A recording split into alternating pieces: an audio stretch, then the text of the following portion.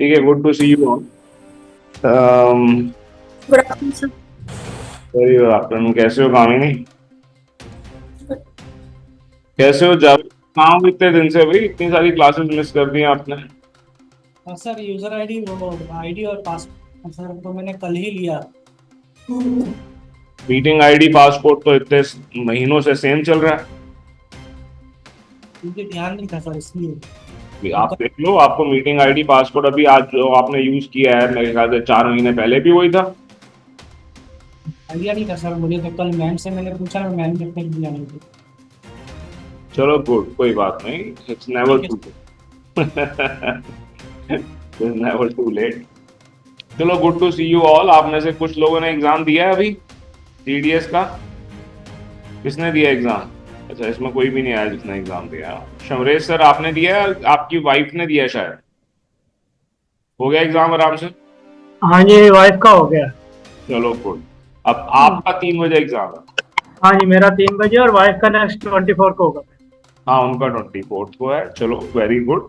तो जैसे कि आज एग्जाम डे है, मैं आप लोगों को थोड़ा सा पहले ब्रीफ कर देता हूँ कि ये क्लास किस लिए है। ठीक है, आज 17 अक्टूबर है। आज हम लोग आप लोगों के वो सारे एग्जाम्स करवा रहे हैं जिनके सर्टिफिकेट्स के बेसिस पर आप लोग आईटा अप्लाई करते हैं। ठीक है, आप में से कुछ लोग एग्जाम 11 बजे दे चुके हैं, कुछ लोग 3 बजे देंगे, कुछ लोगों का 24 तारीख को एग्जाम होगा, कुछ लोगों का नवंबर में जाके एग्जाम होगा। ठीक है, तो उसकी डेट्स जैसे ही आप लोगों ने देखा होगा कि हमारी शीट आ जाती है, उस शीट के अंदर वो सारा कुछ पहले से आ जाता है। ठीक है, बड़ा ट्रांसपेरेंटली आ जाता है। उसके अंदर आप अपने नाम देख सकते हो, नाम के स्पेलिंग देख सकते हो, वो सब कुछ आपको पता लग जाता है। एक बार मैं आप लोगों को वो शीट भी दिखा देता हूँ, मैंने खोली हुई है। तो इसके अकॉर्डिंगली आप लोगों को पता लग जाता है कि कौन कौन से, ये तो आपकी स्केड्यूल लिस्ट है। हमारी हर क्लास का जो है वो स्केड्यूल इसके अंदर आता है। ये आप सब लोगों को देखनी चाहिए।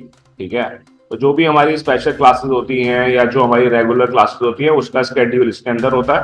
जो क्लासेस हो चुकी हैं, ठीक है, जो अनाउंस हुई, खत्म हो गई, वो कंक्लूडेड सक्सेसफुली के अंदर आ जाती हैं। और जो हमारी हॉलीडे लिस्ट है वो हॉलीडे लिस्ट यहाँ पर होती है। जैसे कि अब दिवाली आ रही है तो वो यहाँ पर होता है। ठीक है, तो this is one thing. And second is, ये हमारी लिस्ट है जिसके अंदर स्टूडेंट्स के जो एग्जाम हैं, तो यहाँ पर डेट वगैरह आ जाती है कि कौन सी डेट पे किसका एग्जाम है।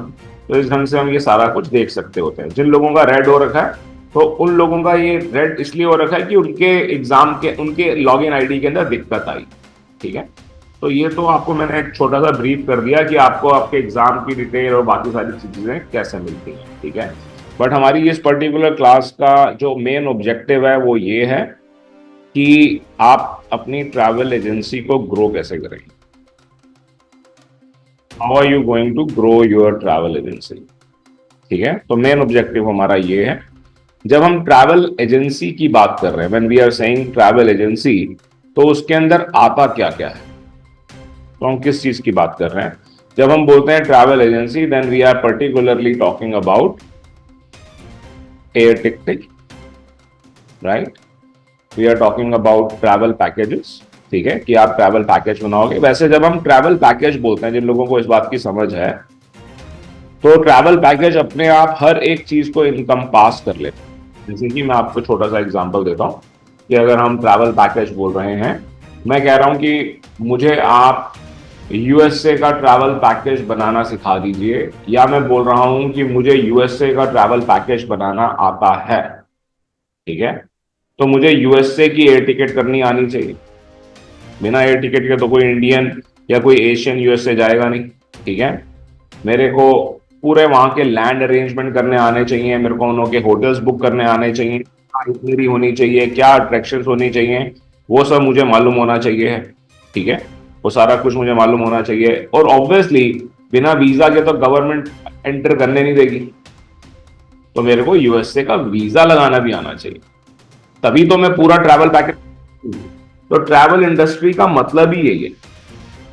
ठीक है, तो ट्रैवल जब आप कहते हो ट्रैवल पैकेज, तो वो सब कुछ आ जाता है। ठीक है, बट अगर कोई ट्रैवल पैकेज को अलग करना चाहता है तो वो कहता है लैंड पैकेज। मतलब एयर टिकटिंग में अलग से सीख लूंगा, ठीक है, वीजाज में अलग से सीख लूंगा, तो ये दो चीजें मैं अलग अलग करके सीख लूंगा। ठीक है, और जब ये दोनों चीजें अलग अलग आ जाएंगी तो मुझे अब किसी को भेजना है, ठीक है, तो वहां पर जो अरेंजमेंट करना है वो मैं सप्लायर से ले लूँ।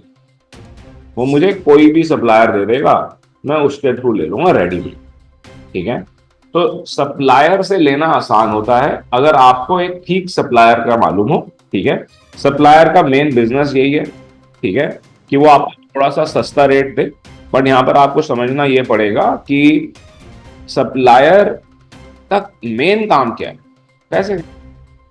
If supplier wants to earn money, तो ऐसा तो नहीं है ना कि वो अपना लॉस लेके आपको ट्रैवल पैकेज, आपको लैंड पैकेज देगा।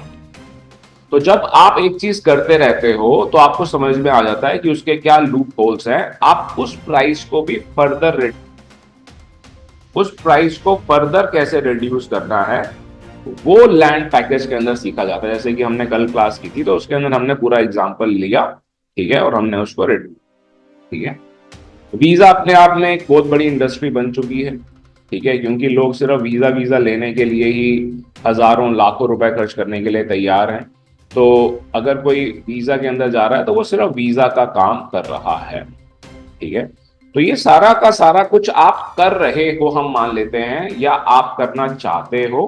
अब आप इसको ग्रो कैसे करें, ये क्लास इसलिए है, ठीक है। ऑब्वियसली मैं आपको कुछ इनसाइट्स दूंगा जो हो सकता है कि आप एक्सपीरियंस से कई सालों के बाद सीखे, पर जो हमने सीखा है, जो हमने हजारों अपने स्टूडेंट्स को होते हुए देखा है या खुद इम्प्लीमेंट किया है और बहुत सारी बड़ी कंपनीज के अंदर भी इम्प्लीमेंट होते हुए देखा है, तो वो सब क्या है जो आपको एक्चुअली ग्रो कर सकता है, वो मैं आपको बताने की कोशिश करूंगा, ठीक है।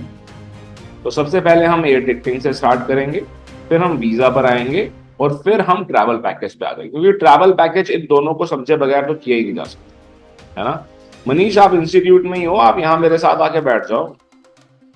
You can come here also Manish, you can come and sit here with me if you want, ठीक है। चलो जो भी है, इससे पहले कि मैं स्टार्ट करूं, किसी का भी कोई सवाल है तो मुझसे पूछ लीजिए। Anyone has any questions?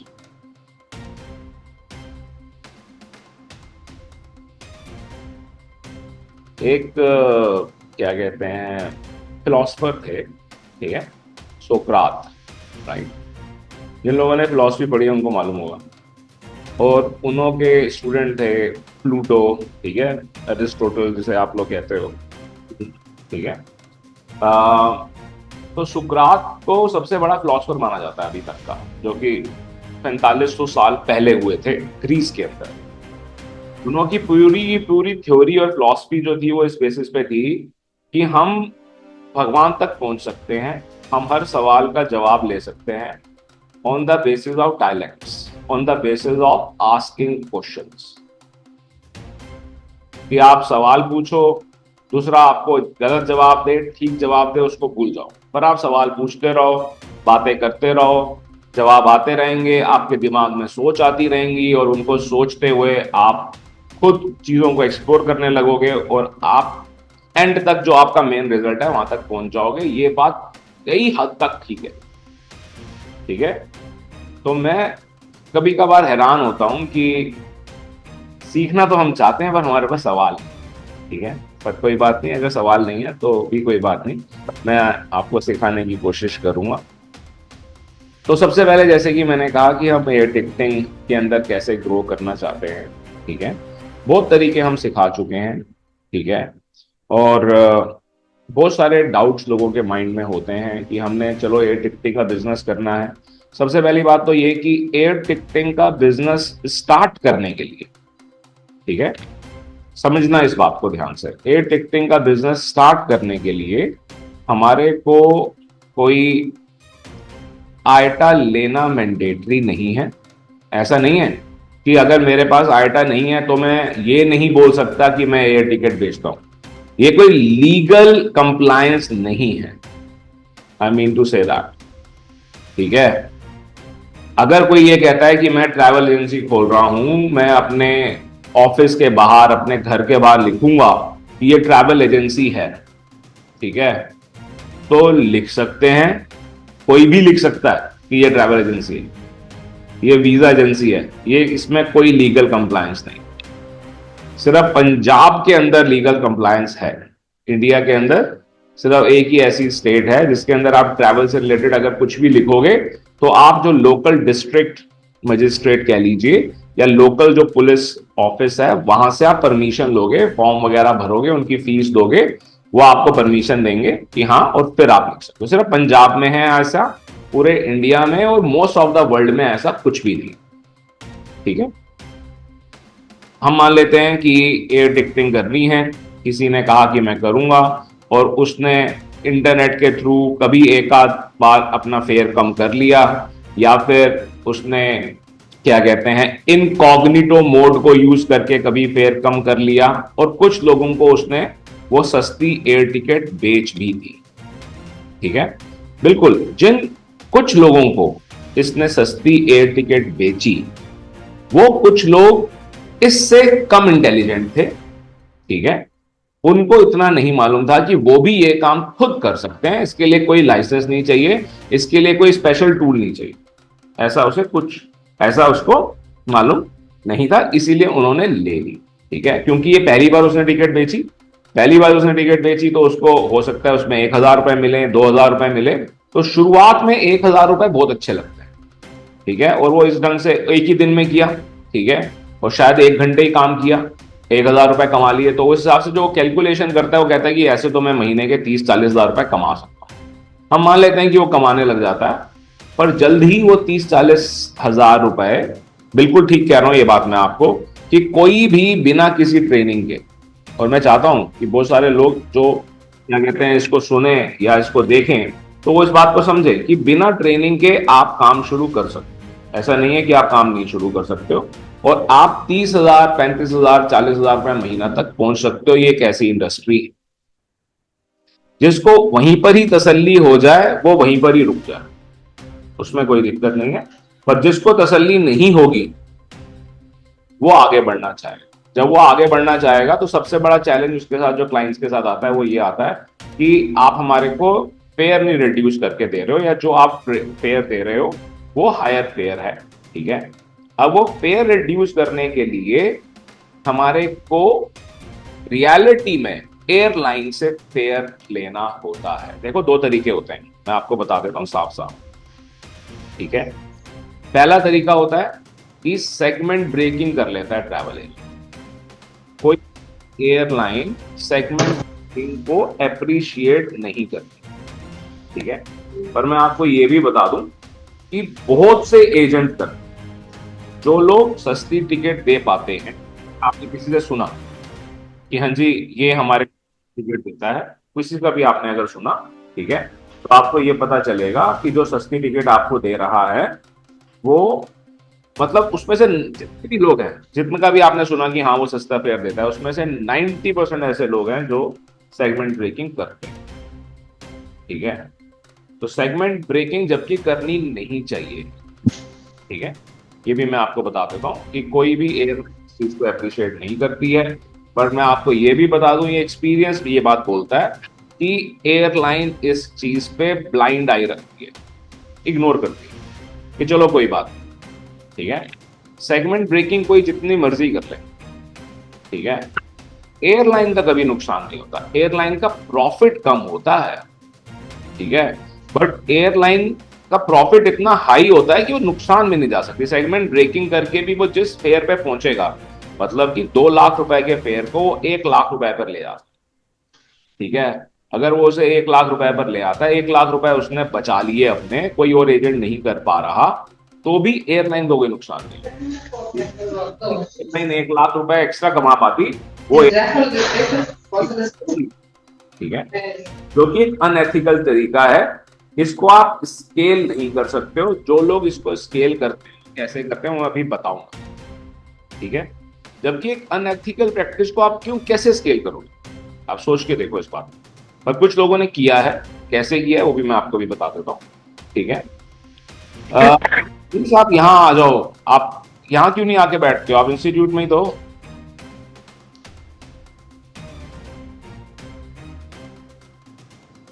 Manish, you can come and sit with me if you are struggling with the camera or something.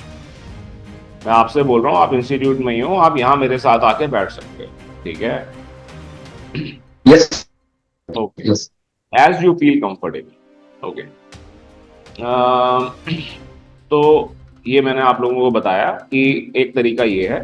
दूसरा तरीका ये है कि हम एयरलाइन को कहते हैं कि आप हमारे को स्पेशल फेयर दो। ठीक है, ये स्पेशल फेयर लेने के लिए सिंपल लैंग्वेज में आपको बता देता हूं कि ट्रैवल एजेंट को उनसे कम्युनिकेट करना होता है।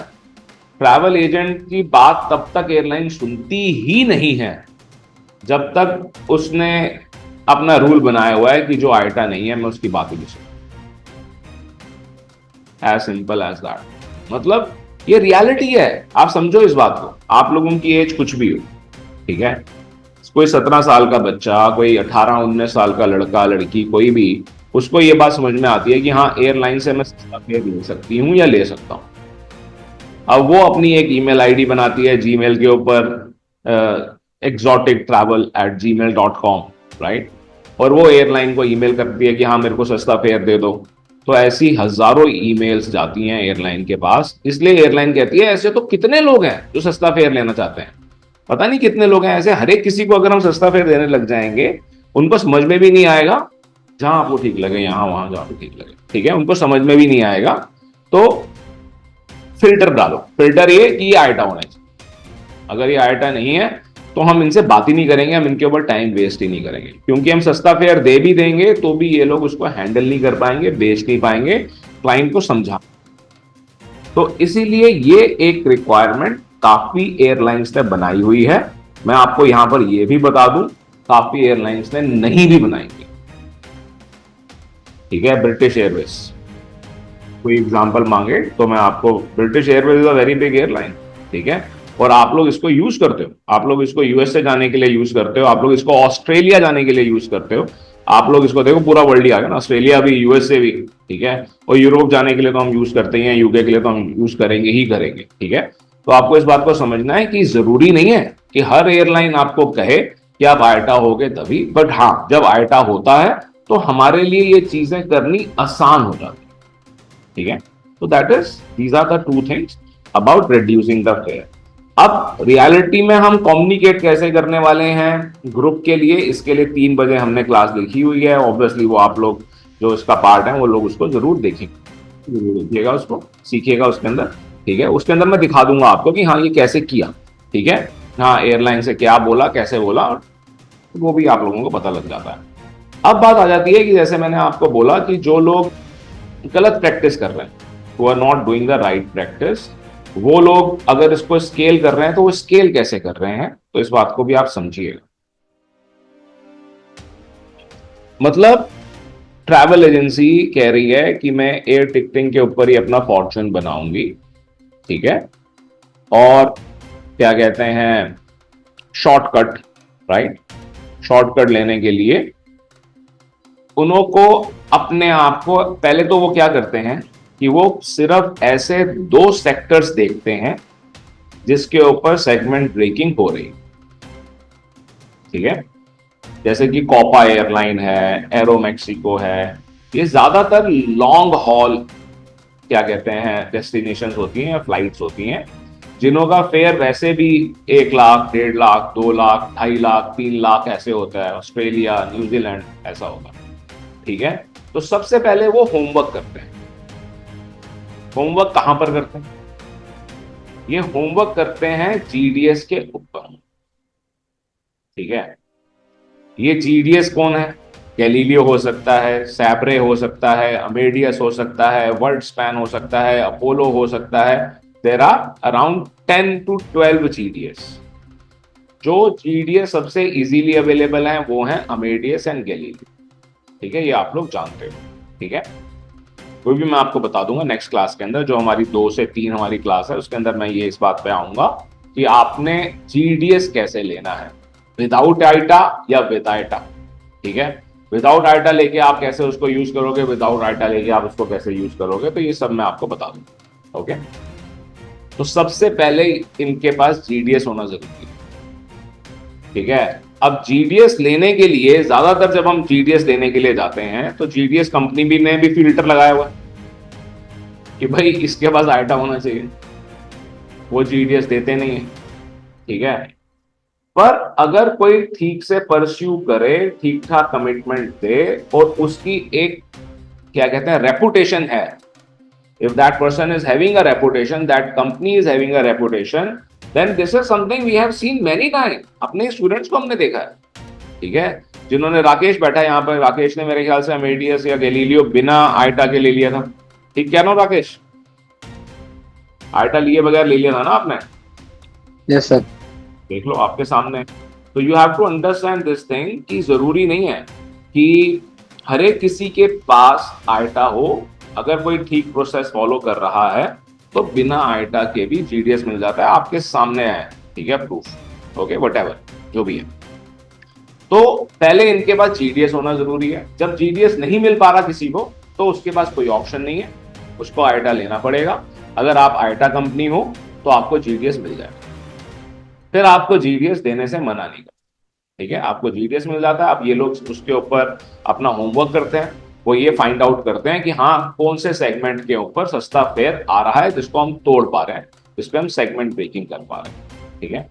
अब जब ये करना शुरू करते हैं, ठीक है, अब इनको एडवर्टाइज करना है, ठीक है, क्योंकि इनको मालूम है कि there is a ticket which is of let's say 1,20,000, उसको ये ब्रेक करके 40,000 पर लेकर आ सकते हैं, तो मतलब 80,000 रुपए कमा सकते हैं हर टिकट के ऊपर। अब इस हर टिकट को बेचने के लिए एकदम से तो अब बहुत सारे क्लाइंट आएंगे नहीं, इसको एडवर्टाइज करने के लिए ये पे पर क्लिक या फिर मेटा के बेसिस पर ये लोग अपनी एडवर्टीजमेंट करते हैं, ठीक है।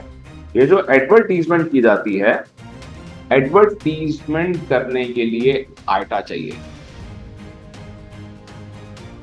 जहां आप एडवर्टीजमेंट के लिए डालोगे, चाहे आप न्यूज़पेपर में डाल दो, टेलीविजन में डाल दो, गूगल पर डाल दो, जहां पर भी आप डालोगे वो एडवर्टीजमेंट स्टार्ट करेंगे।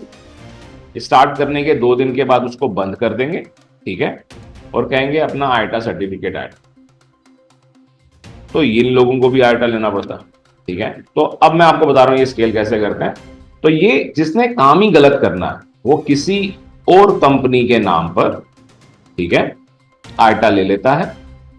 और या फिर आप लोगों के पास भी, जिन लोगों के पास आइटा है, मैं आपको बता दूं ये बात, ठीक है, कि कई लोग आएंगे कि आप 10 लाख रुपए ले लो, अपना आइटा नंबर दे दो, हमारे रेंट पर दे दो अपना आइटा नंबर, ठीक है, कि हम आपके आइटा नंबर को रेंट पर 10-10 लाख रुपए, ठीक है, राइट।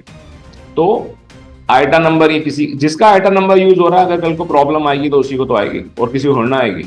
तो एक somehow on some wrong names दे, इसीलिए आइटा लेना मुश्किल हो गया, इसीलिए आप लोगों को एंडोर्समेंट लेटर चाहिए, इसीलिए आपको बाकी सारी चीजें ये लेते हैं, एडवर्टाइज करते हैं। एक ही दिन की जो एडवर्टीजमेंट है उसी में ही करोड़ों रुपए भी कमा लेते हैं। एक ही दिन की एडवर्टीजमेंट 10 लाख की, 15 लाख की करके उसी दिन 1 करोड़ 1.5 करोड़ रुपए का इनका टारगेट होता है, और ये कर भी लेते हैं। सिर्फ 2 लोग 3 लोग बैठे होते हैं। ये एक तरीका है, ठीक है। तो अगर कोई इस चीज को टारगेट बना के चल रहा है कि मेरे को 1 करोड़ 2 करोड़ रुपए कमाने हैं, तो वो इस चीज को अपने आप एक्सेप्ट कर सकता है कि ये मैंने स्केल कर लिया, ठीक है। बट इवेंचुअली ये आईडी बंद होगी। जो इतनी ज्यादा सेगमेंट ब्रेकिंग करेगा वो कुछ ना कुछ टाइम के बाद, 1 साल 2 साल के अंदर अंदर ये आईडी जरूर बंद होगी। उन्हें भी मालूम होता है, और उससे पहले वो दूसरी आईडी अपनी अरेंज करके बैठे हुए होते हैं किसी और लोकेशन पर, किसी और कंपनी का नाम यूज करके, ठीक है।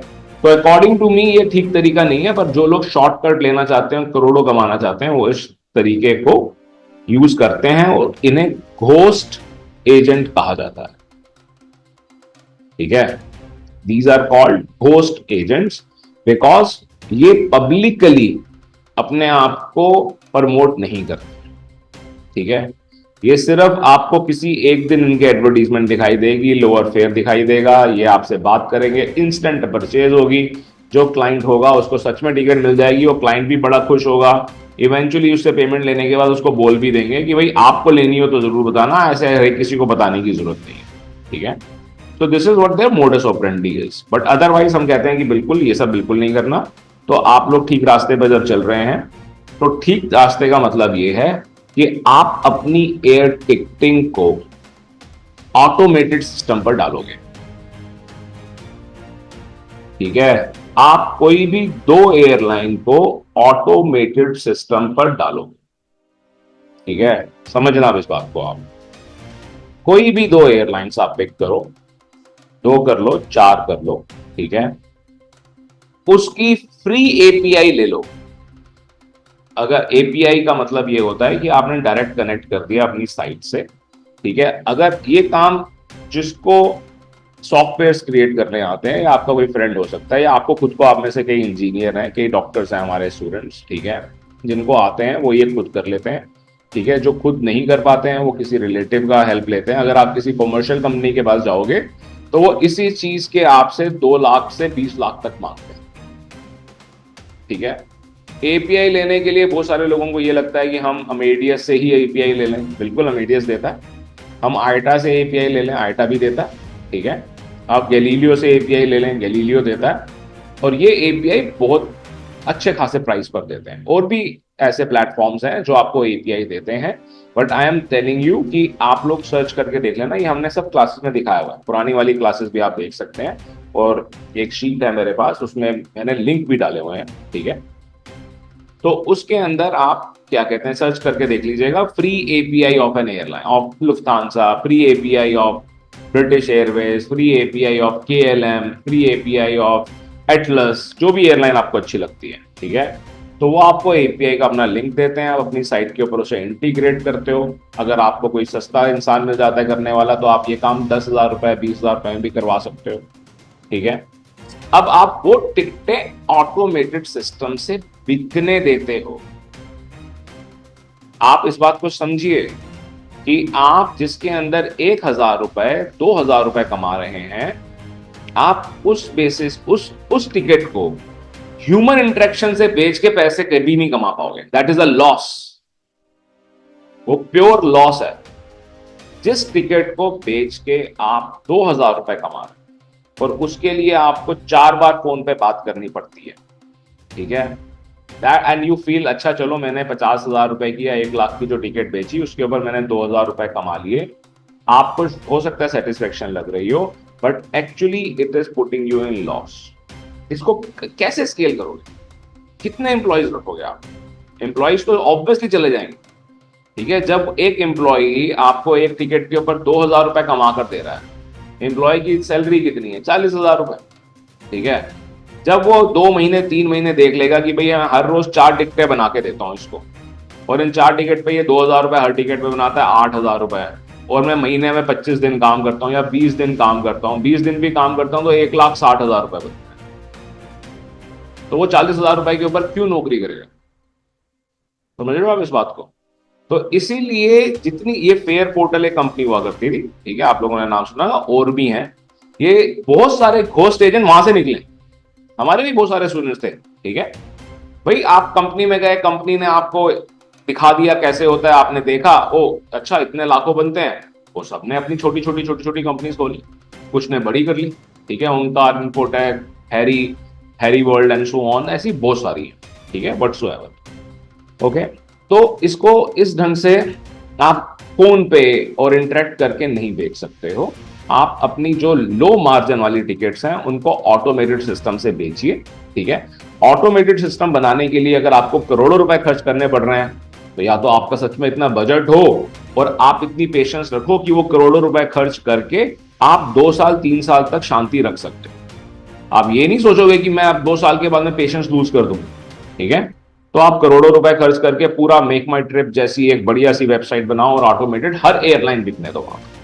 नहीं तो आप 2 एयरलाइन 4 एयरलाइन, हमारे स्टूडेंट है, मैंने पिछली क्लास के अंदर बुलाया था इंडिगो का, उसने पूरा इंटीग्रेट कर लिया, सिर्फ इंडिगो का किया। उसने सबको ऑफर भी किया कि हाँ मैं 150 रुपए आपके लिए हर टिकट के अंदर कम कर दूंगा, क्योंकि ये डोमेस्टिक फ्लाइट है, ठीक है। तो आप इस बात को समझो कि 2 एयरलाइन का 4 एयरलाइन, एक का कर लो, एक का करने के बाद दूसरे का कर लो, फिर 4 और 2 का कर लो। ये ऑटोमेटेड सिस्टम पे चलता रहेगा, आपकी कंपनी का नाम हो जाएगा। इन 4 के रेफरेंस से आप बाकी एयरलाइन से स्पेशल फेयर ले सकते। टोटल 3 टीम है पूरे वर्ल्ड में, ठीक है। एयरलाइंस की सिर्फ 3 टीम है, one world, sky team and star alliance. सिर्फ ये 3 हैं। इन तीनों के अंदर ही सारी की सारी एयरलाइंस आ जाती है, 90% एयरलाइंस इनके अंदर आ जाती है, तो जब आप किसी एक एयरलाइन के साथ अच्छा परफॉर्म करते हो तो उस एयरलाइन के रेफरेंस से आपको कम से कम 30-40 ऐसी एयरलाइंस हैं जो अच्छा फेयर देने के लिए तैयार हैं, पर उसका कहीं प्रूफ तो दिखाओ। So that is how we can do this, we can scale up the air ticket. ठीक है, ये आपका प्रोसेस होना चाहिए। जब तक आप ये नहीं करोगे तब तक आप किसी एयरलाइन के साथ रिक्वेस्ट जरूर कर सकते हो कि सस्ता फेयर दे दो, जो कि मैं आपको सिखा ही रहा हूं 3 बजे वाली क्लास में भी, बट वो आपको रिजल्ट कितना, मतलब वो आपको रिप्लाई करें या ना करें, ये उनके ऊपर डिपेंड करता है। ठीक है, क्लियर हो गया, राइट?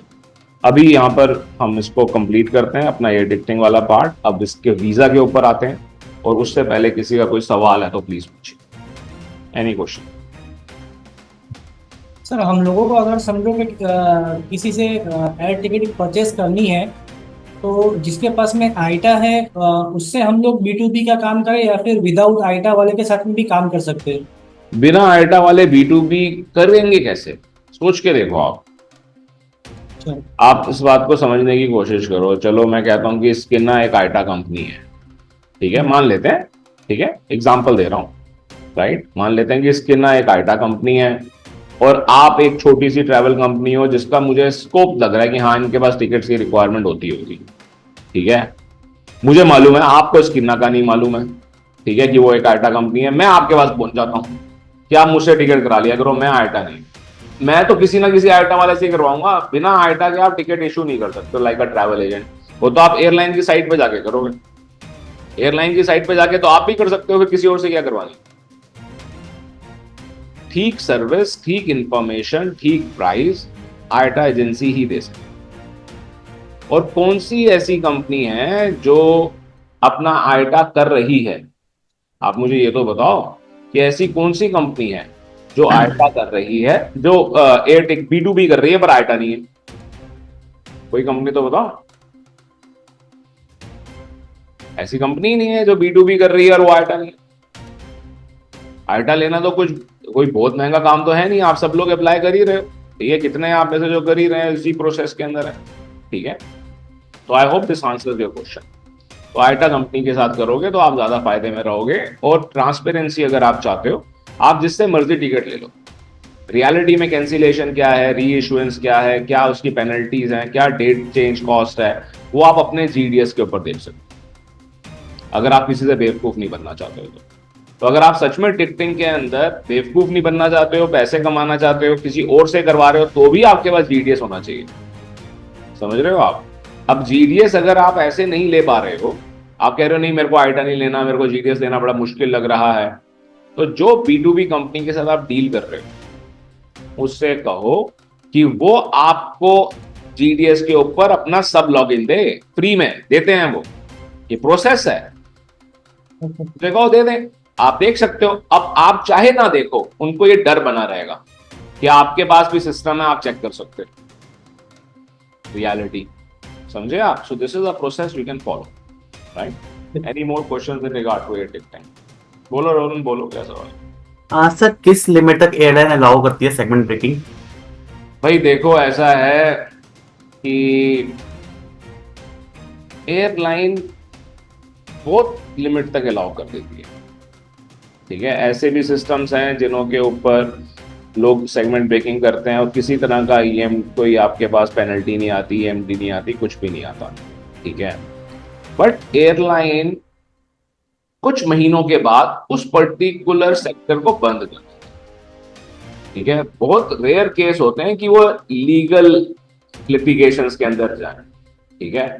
और जो एजेंट ये काम कर रहे होते हैं वो, इनको ये बात मालूम है कि ये तो चलता ही रहेगा, चलता ही रहेगा, चलता ही रहेगा, बट वो बिल्कुल इतना नहीं कर देते हैं कि भाई एक फ्लाइट के अंदर 400 सीट्स हैं तो उनमें से 250 सीट्स तोड़ के निकाल दें। उनको भी ये बात मालूम होती है कि otherwise we would also get noticed. वो जिस ढंग से कर रहे हैं इसीलिए वो जिंदगी भर भी चल सकता है, नहीं तो अदरवाइज एयरलाइन को जब पता लगता है तो एयरलाइन उसको कंट्रोल करने लग जाती है, फिर एक सेगमेंट पे रुकती है, दूसरे सेगमेंट पे हो जाता है वो काम। इसीलिए आप लोग देखोगे कभी कोई एजेंट एक पर्टिकुलर पार्ट का सस्ता फेयर दे रहा है, दूसरे पार्ट का नहीं दे रहा है, ठीक है। तो जो बहुत ज्यादा समझदारी से कर रहे हैं, आपके सवाल का जवाब वो बहुत लंबे टाइम तक चला सकते हैं, जो बहुत कहते हैं ना कि एक अंडे की सोने का अंडा देने वाली मुर्गी को आप पहले दिन ही काट दो, भाई सारे अंडे निकाल लूं, तो थोड़े कम दिन के लिए चला पाएंगे, बट फिर भी एक अनएथिकल प्रैक्टिस है, करनी नहीं चाहिए। मैं तो ये सजेस्ट करूंगा। और ये भी मैं आपको बता दूं, जो लोग करते हैं वो अपने साथ कर रहे हैं, किसी को मालूम ही नहीं है, वो इन सब चीजों की कभी बात ही नहीं करते हैं, ठीक है। And those people are doing normal tickets also. ऐसा नहीं है कि वो सिर्फ सेगमेंट ब्रेकिंग ही करते रहेंगे, वो नॉर्मल टिकटें भी करते रहेंगे, जिसका वो ऑब्वियसली दिखा सकते होते हैं कि देखो हम ये भी तो कर रहे हैं।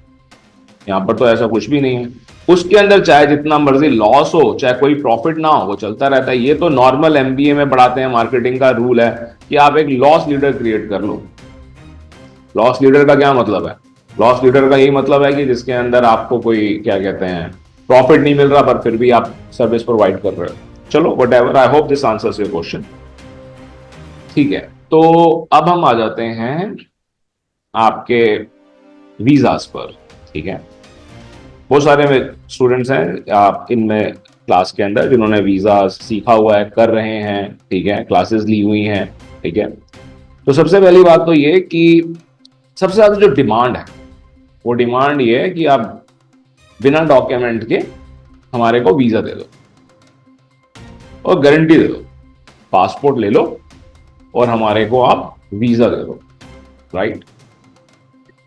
इसके अंदर एजेंट क्या करता है, बहुत ज्यादा टाइम नहीं दूंगा इस चीज को। एजेंट सारे नकली डॉक्यूमेंट बनाता है, वीजा अप्लाई करता है, ऐसे उसके बाद 10 क्लाइंट होते हैं, 10 में से 3 का आ जाता है, तो ही वो लाखों रुपए कमा लेता है, ठीक है।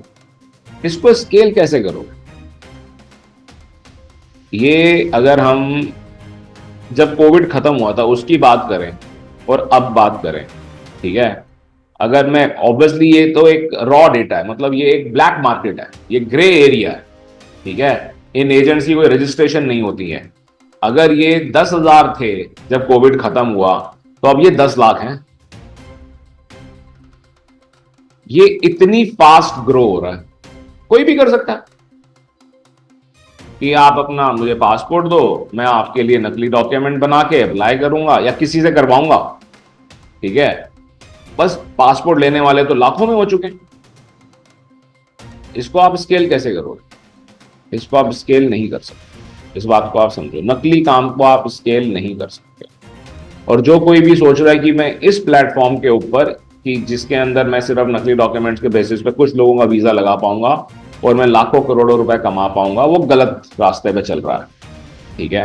तो मेजरली जो कंपनी स्केल कर रही हैं, कर रही पाएंगी, they are concentrating more on e visas, ठीक है।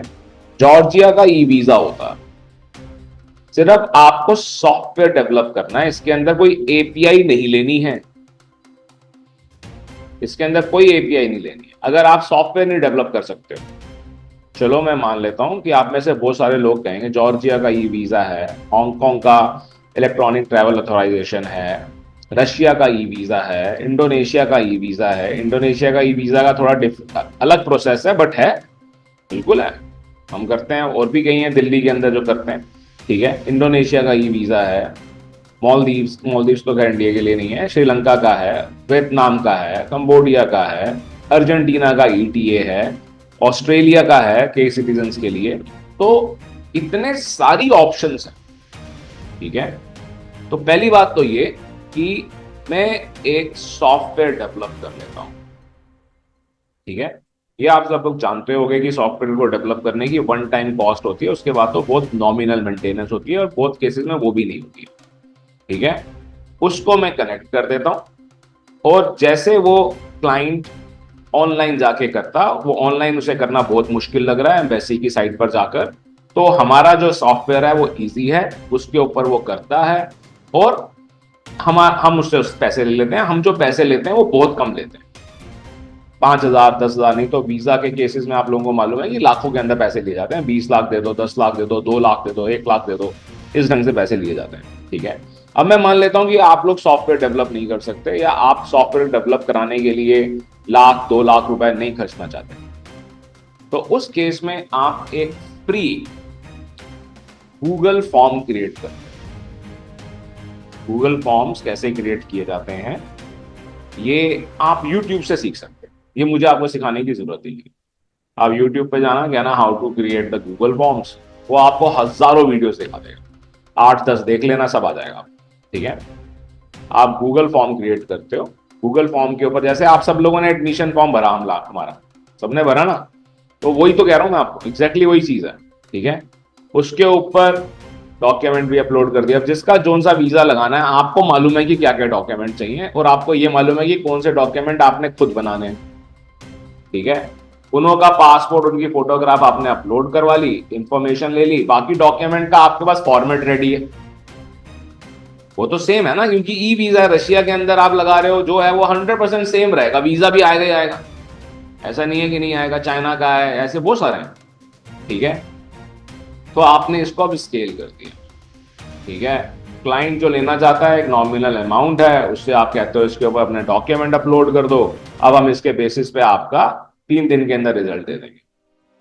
क्लाइंट को ये बहुत ईजी लगता है, क्योंकि उसे कहीं कोई फॉर्म नहीं भरना पड़ता, आपने कोई सॉफ्टवेयर नहीं डेवलप किया, आपके पास इंफॉर्मेशन आ गई, आपने मैन्युअली ये सारा देख के कर लिया, आपने खुद एम्बेसी की साइट पर जाके कर लिया।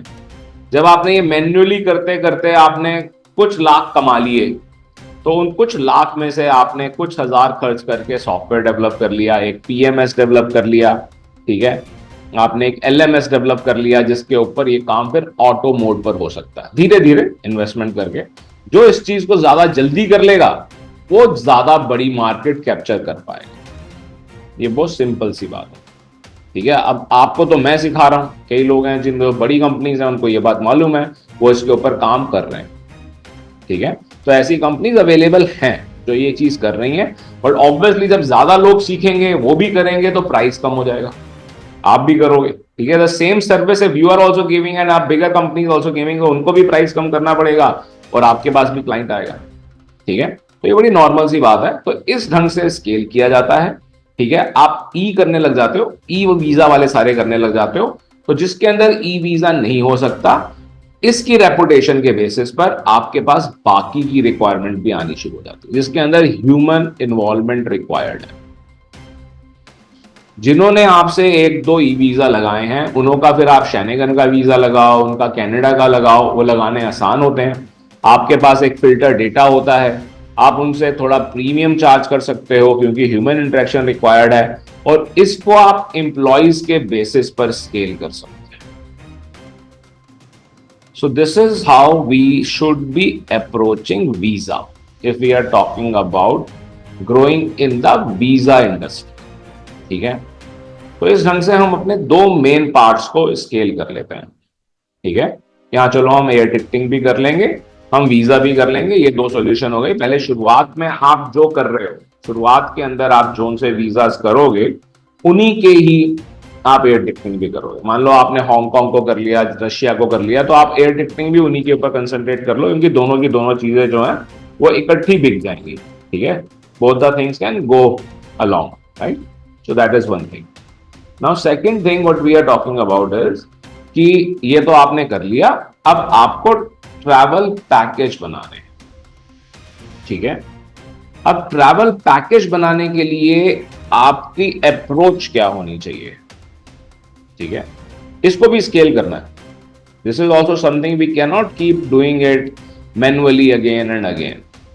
तो सबसे पहले आपको यह समझना है कि ट्रैवल पैकेज के अंदर सबसे ज्यादा इंपॉर्टेंट क्या है। एयर टिकट आपने सॉल्व कर ली, वीजा आपने, किसी का कोई सवाल है अभी तक?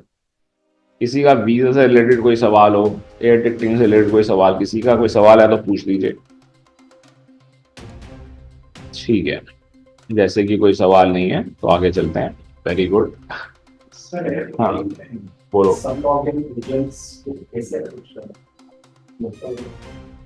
समझा नहीं मैं आपका सवाल, फिर से बोलो।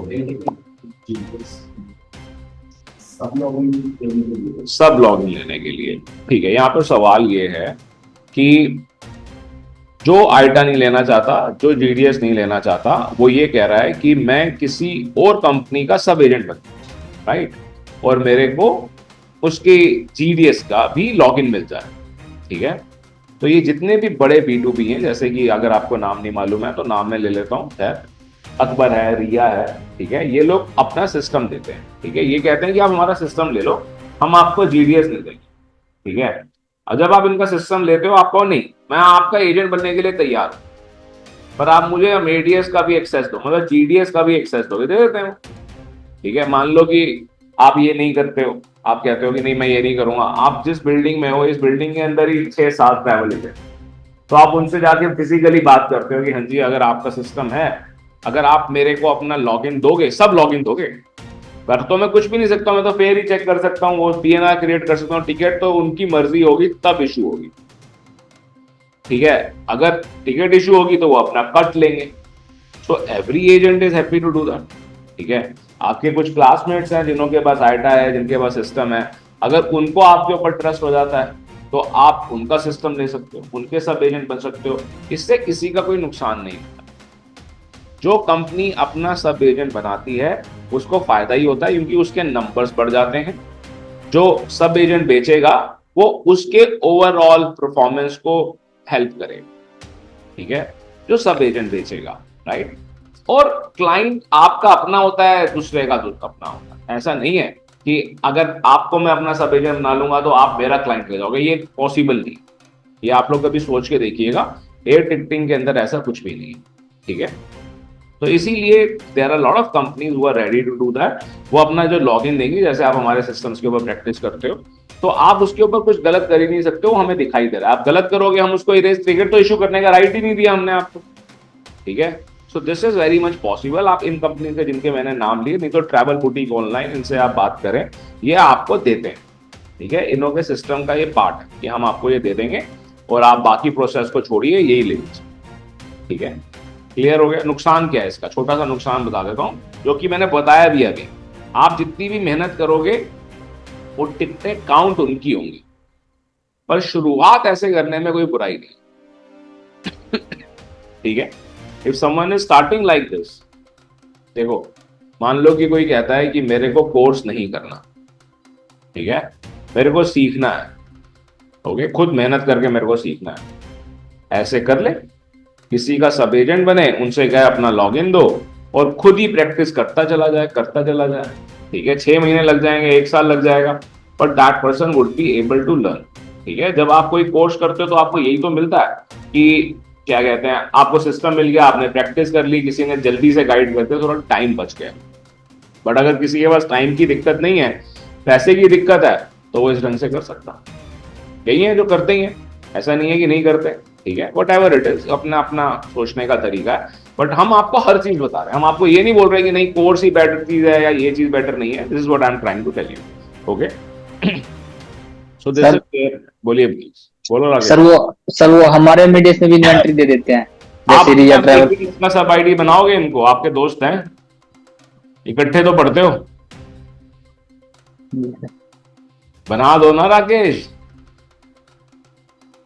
देखो राकेश कंटेंट मैं आपको एक बात और बताता हूँ भाई, आपका अपना, आप लोग तो इकट्ठे बैठते ही हो, कल बैठे हो गए, अब क्लास में देखा ही होगा, ये अपना अपना प्रोटोकॉल है। ये आपको ऑब्वियसली एक पीयर प्रेशर में हाँ बोलने की या ना बोलने की जरूरत नहीं है, ना ही मैं ऐसा करने की कोशिश कर रहा हूँ, ठीक है। हर कंपनी की अपनी पॉलिसी होती है। आपके साथ और 10 लोग हैं, आपको उनसे पूछना पड़ेगा, वो अलाउ करेंगे तो ही आप कर सकते हो, या आप अकेले तो कंपनी चला नहीं रहे हो, व्हाटएवर। बट कोई कंपनी अगर उसके कुछ क्लाइंट्स काफी सीक्रेटिव हैं या कोई सेलिब्रिटीज हैं, तो हो सकता है वो सब एजेंट ना बनाना चाहे। किसी के पास बहुत ज्यादा बिजनेस है, ठीक है, वो खुद ही खूब पैसे कमा रहा है, वो कहेगा मैं किसी को सब एजेंट तो बना देता हूं, उसके टिकट बेचने से मुझे कोई नुकसान नहीं है, सिस्टम यूज करने से कोई नुकसान नहीं है, पर कहीं ना कहीं कभी ना कभी बिना बात के मुझसे कम्युनिकेट करेगा। मेरे पास टाइम ही नहीं, मैं क्यों करूं, ठीक है। आप देखो, आप जैसे कभी किसी को कोई आपसे रेफरेंस मांगता है कि मेरे को रेफरेंस दे दो, आप उसे रेफरेंस दे देते हो, ठीक है, वो उस पर उससे बात करता है, वो रिस्पॉन्ड नहीं करता, तो फिर वो दोबारा आपके पास आता है, आपका तो टाइम खराब हुआ ना। जो बिजी है वो अपना टाइम ही बचाने में लगा हुआ, समझे आप इस बात को। तो this is what I am saying कि आपके सामने है, ठीक है, बट बनाते, ठीक है। ऐसा नहीं है कि हर एक कोई मना कर देगा, हर एक कोई बना लेगा। आपको obviously we have to knock 10 doors to get 5 doors open, ठीक है। Okay, anything else? Sir one question हाँ, सर, इसमें तो जैसे रिया ट्रायल उनको ही फायदा होगा, उनकी टिकटें काउंट होंगी। अगर हम अपना खुद का करें, स्टैंडर्ड ले या एआरसी ले, उसमें से कौन सा बेस्ट रहेगा स्टार्टिंग में? कोई रिक्वायरमेंट के ऊपर डिपेंड करता है, ठीक है। सबसे पहले अगर कोई सिर्फ और सिर्फ अमेरिका पे ही कंसंट्रेट कर रहा है तो उसको आईटा के पास जाने की जरूरत ही नहीं। बट यहां पर मैं आपको यह बता दूं, तब भी आपको जीडीएस के सर्टिफिकेट चाहिए, एआरसी करोगे तब भी चाहिए, ऐसा नहीं है कि नहीं चाहिए, तब भी ये सेम नॉलेज आपको तब भी चाहिए, सिस्टम तो यही के चलेंगे। बट अमेरिका के केस में अगर आपको गो लाइट, स्टैंडर्ड, ग्लोबल, इन सब के चक्कर में पड़ने की जरूरत ही नहीं है, I-10 के चक्कर में पड़ने की जरूरत ही नहीं है। इफ योर क्वेश्चन इज कि बेस्ट क्या है, क्या करना चाहिए, तो मेरा आंसर ARC है। आई hope this answers your question, ठीक है। उसमें सर पैकेज तो नहीं होता जैसे स्टैंडर्ड ये होता है नहीं उसमें? उसके अंदर ऐसे नहीं है, उसके अंदर थोड़ा डिफरेंट प्रोसेस है, ठीक है। ARC की क्लास भी मैं स्पेशल क्लास के अंदर अनाउंस करूंगा, ठीक है।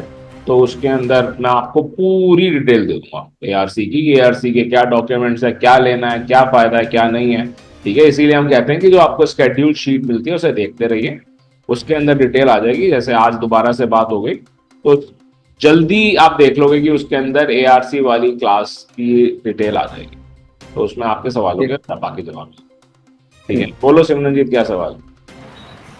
सर जो सब एजेंट होता है वो आईटा तो नहीं दिखा सकता ना, मतलब आईटा अपना आईटा तो मेंशन नहीं कर सकता ना। देखो, सब एजेंट certificate। समझदार होता है तो वो ये कहता है कि जैसे मान लो कि अगर मैं सब एजेंट हूं तो मैं लिखता हूं कि आईटा सब एजेंट, नंबर डाल देता हूं साथ, जहां पर भी वो नंबर मांगता है मैं वो वाला नंबर यूज भी करता हूं, ठीक है। अब वो जब नंबर डलता है, मान लो कि आप आईटा एजेंट हो, मैं आपका सब एजेंट हूं, मैं आप ही का तो नंबर यूज कर रहा हूं, इसीलिए तो हम नंबर डिस्प्ले नहीं करते। अब कई जगह पर आप किसी आईटा एजेंट का सिर्फ नंबर देखकर भी फायदा उठा सकते हो, नंबर को यूज करके भी लोग फायदा उठा सकते हो, ठीक है। तो आप लोग भी जब किसी से अननोन से किसी से बात करें तो अपना आईटा का बाकी सब बताएं, नाम बताएं, पर नंबर ना। आपके नाम से भी चेक किया जा सकता है कि आप आईटा हो या नहीं, ठीक है। अब बात आ गई कि अगर मैं सब एजेंट हूं और आप आईटा हो तो मैं लिखता हूं कि आईटा सब एजेंट, ठीक है। जहां वो कहते हैं नंबर डालो, मैं नंबर डालता हूं, तो वहां पे नाम आपकी कंपनी का रिफ्लेक्ट होता है, ठीक है। तो मेरे पास आपका एग्रीमेंट है ना कि हाँ मैं सच में आपका सब एजेंट, इस ढंग से सब एजेंट आईटा सब एजेंट बनते हैं, मतलब आईटा एजेंसी के सब एजेंट।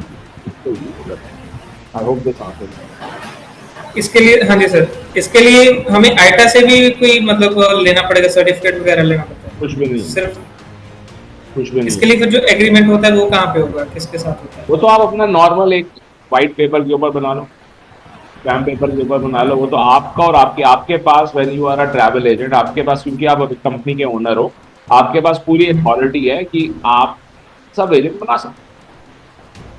ओके, हम जैसे मतलब एक एग्रीमेंट साइन कर लेंगे, हम मेरे बीच होगा और जो जिसको हम सब एजेंट बना रहे हैं उसके बिल्कुल बिल्कुल। म्यूचुअल कंसेंट होगा, उसके बाद वो स्टाम्प पे भी बना सकते हैं नॉर्मली। स्टैम्प पेपर,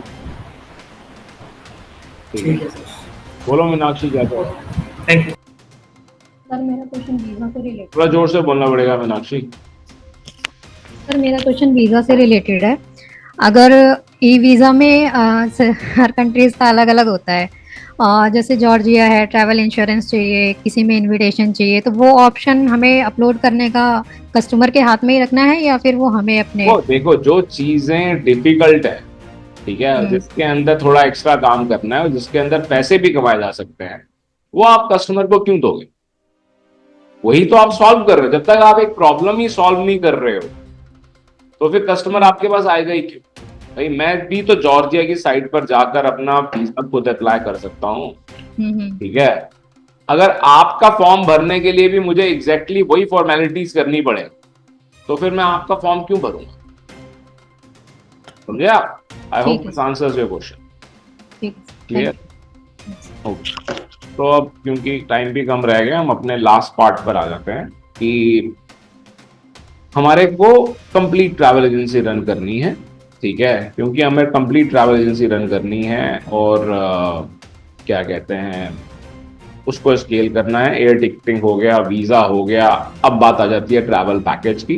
जब आप ट्रैवल पैकेज पर आ जाओगे तो सबसे पहले आप उन कंट्रीज को टारगेट करो या उन डेस्टिनेशंस को टारगेट करो जो सिंगल डेस्टिनेशंस है, जैसे कि हांगकांग। ठीक है, जब वो हांगकांग जा रहा है वो सिर्फ हांगकांग जा रहा है। ठीक है, अब आप कहोगे नहीं वो तो मकाओ भी जा रहा है। वो भाई चाहे वो मकाओ भी जा रहा हो, वो हांगकांग मकाओ एक ही है। ठीक है, उसके अंदर कोई इतनी फॉर्मेलिटीज नहीं है, एक पास लिया जाता है फेरी का। ठीक है, वो सब कनेक्ट, अलग अलग ट्रांसफर्स नहीं देनी होती है। बहुत सारे लोगों को यही बात नहीं मालूम है कि मकाओ के अंदर आपको कोई और ट्रांसफर भी नहीं देनी होती है। ठीक है, वो सब कुछ कॉम्प्लीमेंट्री होता है। ठीक है, बहुत लोगों को ये बात मालूम ही नहीं है, सप्लायर भी नहीं बताता है। ठीक है, तो ये तो चलो एक एग्जांपल है, सिर्फ पेरिस हो सकता है। ठीक है, सिर्फ न्यूयॉर्क हो सकता है। ठीक है, बट न्यूयॉर्क के साथ डिसएडवांटेज ये आएगी कि जब आप कहोगे मैं सिर्फ न्यूयॉर्क का ट्रैवल पैकेज दे रहा हूं, तो बहुत सारे लोग कहेंगे नहीं नहीं मेरे को मियामी भी जाना है, नहीं मेरे को न्यायागरा भी जाना है। तो इसीलिए आप देखते हो कि ऐसे ट्रैवल एजेंट सिर्फ मॉरिशस के ऊपर टारगेट करते हैं, सिर्फ मालदीव्स के ऊपर टारगेट करते हैं, सिर्फ बाली के ऊपर टारगेट करते हैं, सिर्फ ज्यूरिक के ऊपर। स्विट्जरलैंड भी बहुत छोटा है, स्विट्जरलैंड के अंदर भी हमारे को सिर्फ एक पास देना होता है और सारा कुछ, सब कुछ, सारी ट्रांसपोर्टेशन आ जाएगी उसमें। उसके बाद फिर वो चाहे बोट के अंदर बैठे, फिर चाहे उसके अंदर वो बस में बैठे, चाहे ट्राम में बैठे, चाहे ट्रॉली में बैठे, केबल कार में बैठे, सब एक ही से आ जाएगा। ठीक है, तो लैंड पैकेज का मतलब क्या है? लैंड पैकेज का मेन मतलब है होटल, होटल चाहिए और वहां पर ट्रांसपोर्टेशन चाहिए, जितने भी मील्स हैं। ठीक है, ट्रांसपोर्टेशन में ही सारी आपकी एक्टिविटीज आ जाएंगी। जो मील्स देने हैं वो मील्स आपको होटल के साथ ही देने हैं, अलग से नहीं देने। क्लाइंट कह रही है अलग से दे दो, कहो नहीं मैं तो नहीं दूंगा, आप जहां से मर्जी ले। आप मुझसे मील्स मांग रहे हो, मैं मील्स आपको होटल के अंदर दे सकता हूं, होटल के बाहर आपको मील्स चाहिए मैं नहीं दूं, मेरे पास है ही नहीं, आप खुद लेते रहो। उस चक्कर में, उस ट्रैप में बिल्कुल मत पड़ना। ठीक है, वो एडवांस लेवल होता है, मतलब ग्रुप वाला, वो अभी आप छोड़ो। वो तो जब आप खुद ही वो लाखों कमा के वहां तक पहुंचोगे तो आपको वो सब कुछ समझ में आने लग जाएगा। ठीक है, तो वो एक अलग चीज है, राइट। सो क्या कहते हैं, कॉल आ रही थी बीच में, डिस्टर्ब हो जाता हूँ फिर ऐसे, सॉरी। व्हाट्सएप चलता है ना, तो व्हाट्सएप कॉल इस पे धीरे हो जाती है, सॉरी फॉर दैट। तो that is what the travel package के अंदर हमने लैंड को हम सिर्फ सिंगल डेस्टिनेशन पर अगर जा रहे हैं तो उसको हम एक सिंगल ट्रांसपोर्टर यूज करते हैं या सिंगल पास लेके उसको कंक्लूड कर लेते हैं, पहली चीज। दूसरी चीज, जब हम कर रहे हैं तो हम क्या करते हैं कि we are going to do the contracting with a single chain of hotel. ये की है, इस बात को समझिएगा। ठीक है, सिंगल चेन ऑफ होटल का क्या मतलब है? इसका मतलब ये है कि आप ट्रैवल पैकेज बना रहे हैं, ट्रैवल पैकेज का सबसे इंपॉर्टेंट पार्ट अकोमोडेशन। जैसे अभी आप लोगों का एक पेन एरिया है कि हमें सस्ता एयर फेयर कैसे मिले। सस्ते एयर फेयर को हमने समझा, हो गया। फिर ट्रैवल पैकेज बनाने हैं तो दूसरा आपका पेन एरिया बनेगा कि आपको सस्ते होटल कैसे लेने। सस्ते होटल कैसे लेने हम क्लास के अंदर करा चुके हैं, क्लास में बैठी, यहाँ पर प्रिया बैठी है, यहाँ पर लक्ष्य होगा क्लास के, लक्ष्य है। ठीक है, लक्ष्य सस्ता होटल बुक कर लोगे? हाँ जी सर, जी सर, जो भी ऑनलाइन यहाँ वहाँ दिखता है उससे सस्ता कर लोगे, प्रैक्टिकली किया। ठीक है, जी जी। किसी को नहीं कह रहा सीखने के लिए। ठीक है, आप लोग खुद भी ट्राई कीजिए, कर सकते हैं। But let me tell you this कि अगर आप हर बार ये सोचो कि मैं अलग अलग होटल के साथ या अलग अलग प्रैक्टिस करूंगा, सस्ता करूंगा, आप कभी भी स्केल नहीं कर पाओगे, आप पीसफुली ट्रैवल एजेंसी नहीं चला पाओगे। You have to figure out one chain which is giving you solution of your multiple destinations। ठीक है, सिर्फ उससे आपने एक बार बात करनी है, एक बार बात करनी है।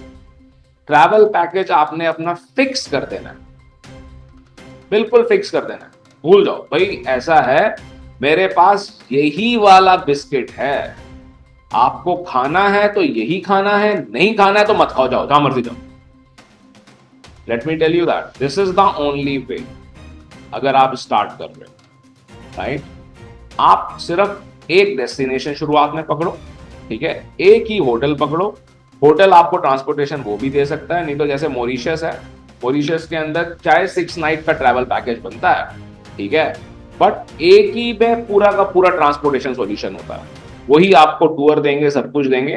तो ये 2 टाई अप सिर्फ चाहिए होते हैं, और उसका एक फिक्स पैकेज, एयर टिकट आपको आ गई, मॉरिशस के लिए वीजा चाहिए ही नहीं। तो जो कह रहा है मुझे वीजा नहीं समझना, तो आपने डेस्टिनेशन ऐसी पकड़ ली, बाली, बाली के अंदर भी आप क्लाइंट को कहते हो वीजा अराइवल पे ले लेना, ठीक है। तो यू हैव टू अंडरस्टैंड, इसके बेसिस पे आपने अपनी एक छोटी सी वेबसाइट के ऊपर इसे फिक्स करके डाल दिया, ठीक है। ह्यूमन इंटरेक्शन को कम रखा, अपने प्राइस को बिल्कुल ठीक रखा, ना कम रखा ना ज्यादा रखा, अपनी क्वालिटी मेंटेन की और उसको एग्जैक्टली बिकने दिया। This is the way you can easily start scaling your business. धीरे धीरे आप डेस्टिनेशंस को ऐड करते जाओगे, और इसके अंदर मैंने आपको जितने भी सॉल्यूशन दिए, यहाँ पर कहीं पर भी मैंने आपको सॉफ्टवेयर या एपीआई के लिए वर्णन नहीं किया कि नहीं ये लोगे तब होगा, ठीक है। मेरे को नहीं लगता कि 1 घंटे के अंदर इससे ज्यादा इनसाइट्स दी जा सकती हैं एक ट्रैवल एजेंसी को ग्रो करने के लिए, ठीक है। ऐसी बहुत सारी चीजें हैं जो एक्सपीरियंस से आती हैं, ठीक है। तो बहुत सारी ऐसी चीजें मैंने आपको बताने की कोशिश की। अब मैं आपके सवाल लूंगा, अगर किसी के कोई सवाल हैं तो जरूर पूछिए, अदरवाइज सवाल नहीं है तो हम क्लास को एंड करेंगे 5 मिनट के लिए, और 5 मिनट में दोबारा क्लास को स्टार्ट करेंगे। और जब हम स्टार्ट करेंगे तो हम सिर्फ आईटा रिकॉग्निशन की और जीडीएस की बात करेंगे कि आईटा रिकॉग्निशन अप्लाई करना है, फॉर्म भरना है, ये दिक्कत आएगी, वो दिक्कत आएगी, ये सर्टिफिकेट नहीं है, तो वो सब कुछ करेंगे। Any questions? सर एक क्वेश्चन। बोलो कामिनी। सर जैसे इधर पंजाब में इसको एज अ लीगल प्रोसेस ही माना जाता है ट्रैवल एजेंसी वाला सारा। सर इसमें जैसे मैंने आपको पूछा भी था कि अगर हम किसी और स्टेट में as a travel agent register कर लें और उसको प्रैक्टिस पंजाब में करें तो वो नहीं पॉसिबल? भाई कैसे कर सकते हो आप? ये कर सकते हो कि आप प्रैक्टिस किसी और स्टेट में कर रहे हो, समझे आप, या फिर डिजिटली जो लोग करते हैं, ठीक है। डिजिटली का क्या मतलब है? डिजिटली का ये मतलब है कि कंपनी अपनी दिल्ली में रजिस्टर कर ली, हरियाणा में रजिस्टर कर ली, ठीक है। आप पंजाब में अपने घर पे बैठ के सारा काम कर रहे हो अपने कंप्यूटर से, ठीक है, बट आपका कोई वॉक इन नहीं है और आपने कोई बोर्ड नहीं लगाया। आपकी जितनी भी बिलिंग है, वो बिलिंग जो है आपकी वो दिल्ली के एड्रेस पे, हरियाणा के एड्रेस पे, राजस्थान के श्रीगंगानगर के एड्रेस पर है। जैसे भटिंडा वाले श्रीगंगानगर को यूज कर लेते हैं, ठीक है। तो इस ढंग से किया जा सकता होता है, बट बोर्ड नहीं लगाओगे, ठीक है। क्योंकि अगर मैं एक ट्रैवल एजेंट हूँ, मैं दिल्ली का ट्रैवल एजेंट, ठीक है, फॉर एग्जाम्पल, ठीक है, अगर मैं दिल्ली का ट्रैवल एजेंट हूँ, मैंने अपना काम यहाँ पे रजिस्टर किया, सब कुछ किया, अब मेरा घर पंजाब में है, तो मैं पंजाब जाऊंगा अपना लैपटॉप लेके, तो मैं वहां पर बैठ के भी तो काम करता ही रहूंगा। कंपनी तो मेरी दिल्ली में रजिस्टर्ड है, समझ में आई आपको ये बात? तो अब अगर मैं सिर्फ इस ढंग से कर रहा हूं तो मैं बोर्ड होना लगाऊंगा वहां पे। अगर बोर्ड लगाना है तो फिर आपके पास वहां के फिर सारी फॉर्मेलिटीज करनी पड़ेगी, ठीक है। Thank you. सर ये ई वीजा में जो है कम से कम मार्जिन कितना रखना चाहिए सर? भाई मैं तो आपको कहूंगा कि आपके जो बड़ी कंपनीज हैं जो सच में स्केल कर रही हैं, ठीक है, वो 300 रुपए 500 रुपए भी रख रही, ठीक है। और आपका target on the number of numbers होना चाहिए कि भाई मेरे जो नंबर्स हैं वो इंक्रीज होंगे, कि मेरे को 10 क्लाइंट नहीं चाहिए, मेरे को क्लाइंट 40 चाहिए। अगर आपको 10 क्लाइंट ले 1000 रुपए में आपको 10 क्लाइंट मिलते हैं, 1000 रुपए का प्रॉफिट देता है, ठीक है, और 40 क्लाइंट आपको मिलते हैं पर वो आपको 400 रुपए का प्रॉफिट देता है, तो 40 बेटर हो गया ना, ऑब्वियसली, ठीक है। तो अगर आपका टारगेट ये है कि आप अपने नंबर्स इंक्रीज कर रहे हो तो आप अपना मार्जिन कम रखो, ठीक है। बट ऑब्वियसली क्या कहते हैं, इतना स्कोप है इस इंडस्ट्री के अंदर कि आप ई वीजा के अंदर भी जो ऑटोमेटेड है, जिसके ऊपर सिर्फ आपको 20 मिनट लगाने होते हैं, उस पर आप 1000-2000 रुपए का मार्जिन रख के भी काम शुरू कर सकते हो, प्रॉफिट कमा सकते हो, अच्छे खासे क्लाइंट ले सकते हो। सिर्फ वीएफएस का अपॉइंटमेंट दिलवाने के 500 रुपए, आप सबने तो, आप जो इतने भी वीजा वाले हैं सबने देखा ही हुआ है, निकाला ही हुआ है हमने, हर क्लास में निकालते हैं हम, ठीक है, हर बैच में निकालते हैं। तो आप सोचो कि कितने लोग हैं जिनको पता नहीं कि हाँ आता है, बिल्कुल आता है। तो आपने छोटा सा अपना वही फॉर्म बनाया, उनसे डिटेल ली, उनका आ गया, दे दिया, एज सिंपल एज दैट। सिर्फ 500 रुपये। आपने क्या किया? कुछ भी नहीं किया। जापान का VFS का अपॉइंटमेंट फ्री में आता है, ठीक है, आपने फ्री में लिया, आगे दे दिया, ठीक है, आपने अपने 500 रुपये रख लिए। तो there are many other countries like that, ठीक है। और भी हैं जो आप लोगों को मैंने बताई हुई, जैसे कि ग्रीस का आता है, ठीक है, और भी बहुत सारी हैं, ठीक है। तो ये किया जा सकता है, कोई इन्वेस्टमेंट ही नहीं है। कितनी देर लगती है? 3 मिनट तो लगते हैं सिर्फ, समझे आप। So I hope this answers your question. तो और कोई सर एक क्वेश्चन पूछना था। हाँ, बोलो। सर यूएई का ई वीजा हम मतलब एलिजिबल नहीं होते हैं या क्या है? क्योंकि मेक माई ट्रिप का ऑप्शन देता है या एमिरेट्स का देता है, उसका क्या रीजन होते हैं? क्या समझा नहीं आपको? तो मतलब यूएई का ई वीजा है ना, हाँ, तो वो हम अप्लाई क्यों नहीं कर पाते हैं उसमें? दिखाया हुआ है सर मैंने नहीं लिखा। खुद ही प्रोसेस कराया हुआ है मैंने यूएई का ई वीजा। कोई भी कहीं पे भी बैठ के कैसे कर सकता है? हाँ सर, करवाया हुआ है जी। तो आपने तो मेरी इतनी सारी क्लासेस ली हैं, आप भूल गए हो? सर मैंने यूएई की नहीं ली। तो क्यों नहीं ली फिर? सर मुझे पता नहीं था, अगर कोई हो तो मुझे बता देना, नेक्स्ट टाइम मैं जरूर वीडियो देखते रहो, आ जाएगी। यूएई की और सऊदी अरेबिया की क्लास में दोबारा करने वाला हूँ, दिवाली से पहले करने वाला हूँ, ठीक है।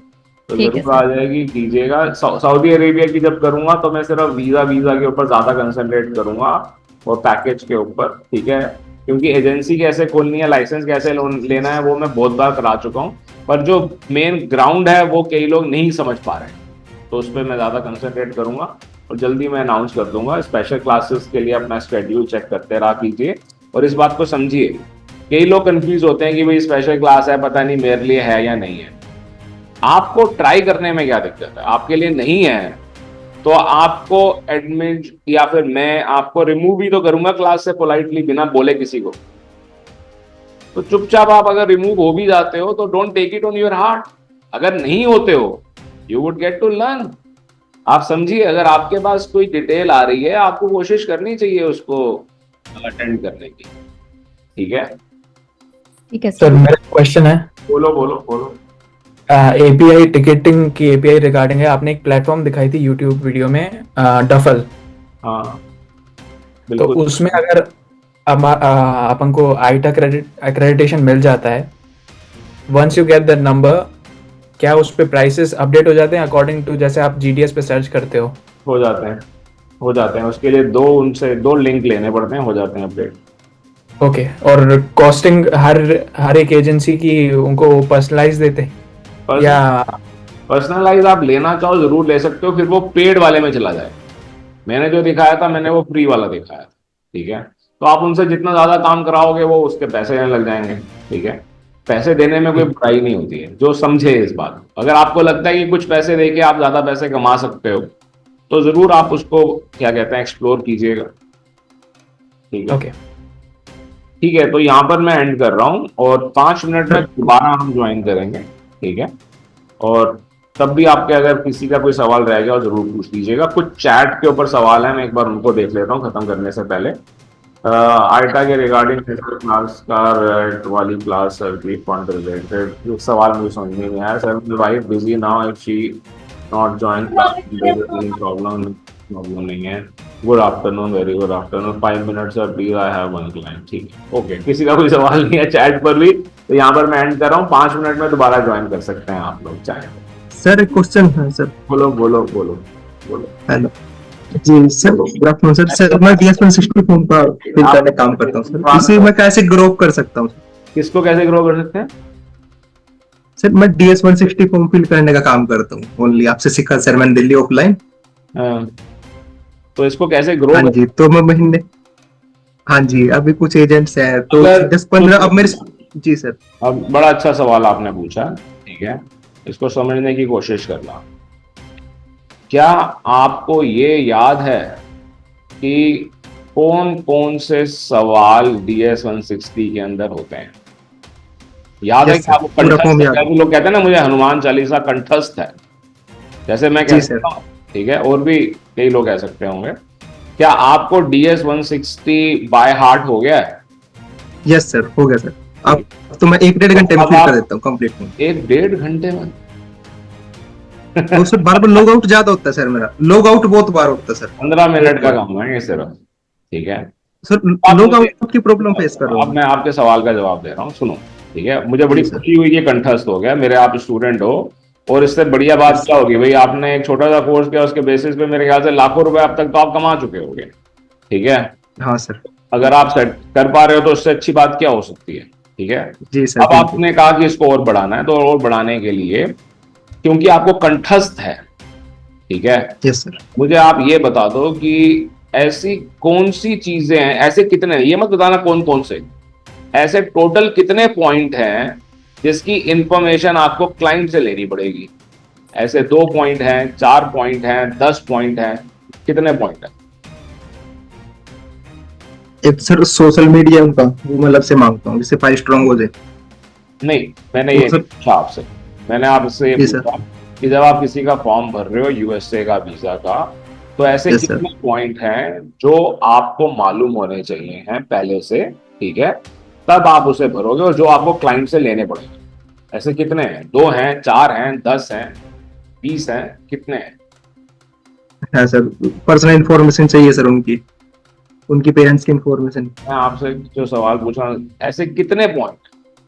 4, 10? है सर, 5-10 पॉइंट है सर। 5-10 पॉइंट है? 0 है। सिर्फ और सिर्फ अगर आप ये करना चाहते हो, ठीक है, जी सर। जिस तरह के आपके पास क्लाइंट आते हैं, जिस तरह के इंडस्ट्री के अंदर क्लाइंट हैं, ठीक है, तो ये 0 है। सिर्फ स्कैन कॉपी ऑफ पासपोर्ट चाहिए और कुछ भी नहीं चाहिए, कोई इंफॉर्मेशन नहीं चाहिए, किसी भी तरह की कोई इंफॉर्मेशन नहीं चाहिए। सर ट्रैवल हिस्ट्री और सुनो मेरी बात, नहीं चाहिए, बिल्कुल नहीं चाहिए जावेद खान साहब, आप खुद इतने टाइम से कर रहे हो, कुछ भी नहीं चाहिए, ठीक है। आप लोगों को, मेरे को बड़ी खुशी होगी जब आप लोग मुझसे भी ज्यादा बार फॉर्म भर चुके होगे, पर मुझे नहीं लगता कि अभी आप लोगों ने भरा है। मुझे याद है DS 160, ठीक है। Yes sir. यहाँ पर मैं आपको बता दे रहा हूँ, आज दोबारा भरना, ठीक है। सिर्फ ठीक है सर। ये स्कैन कॉपी दे देता है अपनी पासपोर्ट की, मैं उसके बेसिस पे पूरा का पूरा काम कर दूँ, पूरा काम कर दूँ। तो आपके सवाल का जवाब यही है कि जितनी कम इंफॉर्मेशन लोगे क्लाइंट के लिए, जितना इजी होगा, वो उतना ही ज्यादा बढ़ जाएगा आपके लिए, ठीक है। सिर्फ पासपोर्ट स्कैन कॉपी दे दे क्लाइंट, मैं उसको इंटरव्यूअर के सामने जाके खड़ा कर दूंगा, बायोमेट्रिक के लिए खड़ा कर दूंगा उसको, और दोबारा मुझे उससे बात नहीं करनी पड़ेगी। जब आप ये बात बोल दोगे, कितने लोग हैं इंटरनेट के ऊपर जो ये बात बोल रहे हैं कि आप सिर्फ पासपोर्ट की स्कैन कॉपी दो और आप बायोमेट्रिक और इंटरव्यू के लिए खड़े हुए होंगे? कितने लोग हैं जो ये बात बोल पा रहे हैं? सुना है किसी को? मैं बोल रहा हूँ ये बात, ठीक है। यही बात आप बोल दो, when you advertise yourself differently, you would be able to get good number of clients, and this is a real thing. आप ये रियलिटी में कर सकते हो, यस सर। ठीक है। तो आई hope this answers your question. Thank you. ठीक है, तो मैं दोबारा से बोल रहा हूँ, 5 मिनट में दोबारा स्टार्ट करूंगा, तो आप लोग दोबारा ज्वाइन कर सकते हैं।